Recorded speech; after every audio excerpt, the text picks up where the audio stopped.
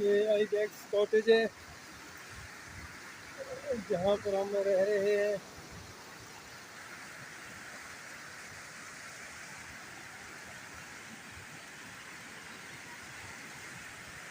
Sikandar शाही।